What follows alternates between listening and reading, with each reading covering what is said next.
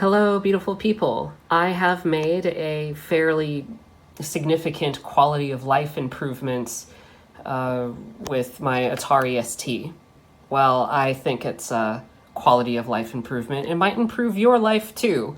I'll show you what I did. This is the UltraSatan hard drive emulator. I'll turn it on.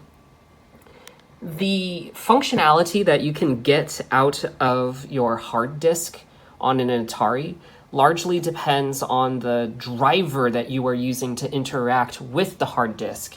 So in my case, I'm using the ICD tools because they're free. I've got two partitions set up, C and D.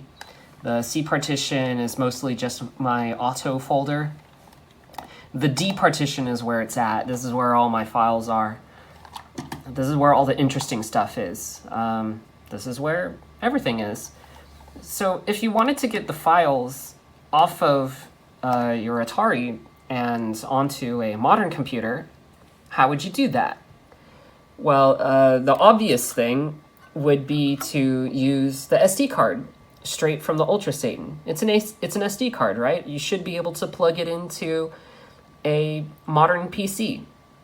Nice try, but you can't really do that. Like I said earlier, the functionality that you get out of your hard disk depends on the driver. I'm using the ICD tools, and the ICD tools have a significant limitation.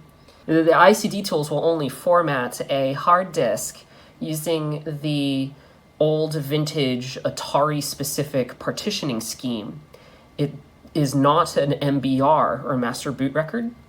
What this means is, despite the fact that the C and D drives on this hard disk are ordinary fat file systems, you cannot access them with this card in most operating systems because those partitions are hidden behind Atari's vintage partitioning scheme, not a MBR like what most computers these days expect.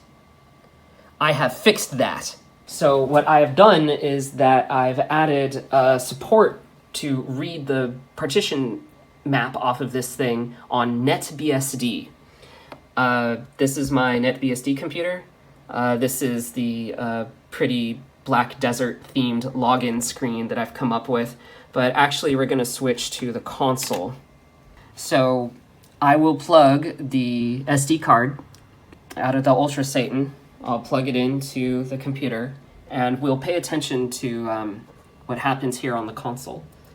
So plug in the card, and what we see is that NetBSD has automatically detected the two partitions.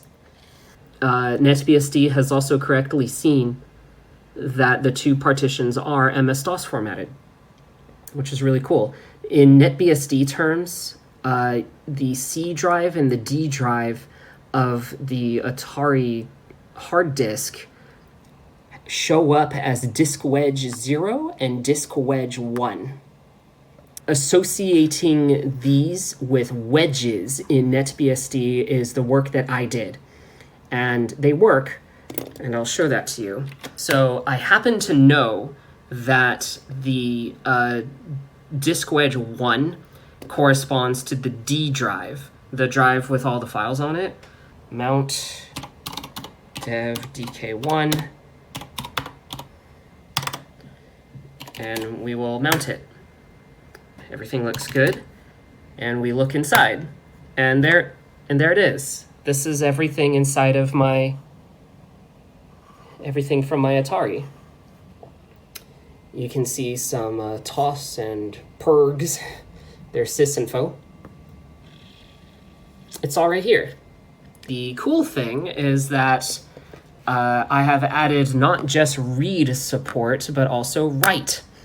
So let's write a file. We'll do something kind of silly. Let's make a text file.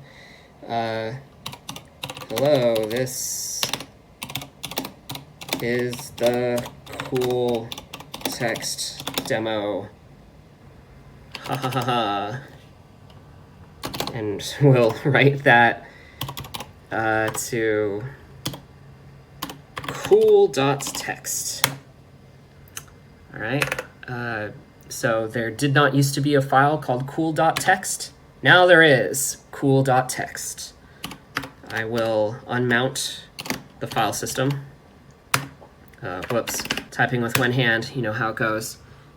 I will take the SD card out of the computer, and we will just plop it right back into the Atari, complete with cool.txt.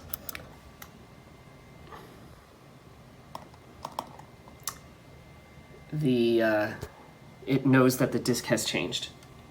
And there it is, cool.txt. It didn't used to be there, but now it's there, and we can take a look. Let's show the contents of cool.txt. Hello, this is the cool text demo, ha ha ha! Awesome, it works. So what did we just do here? Well, despite the limitations of the ICD driver, I am able to read and write to my Atari hard disk from the Atari and or a modern computer like that. I told you it is a pretty significant quality of life improvement. Yeah, I'm pretty excited about it.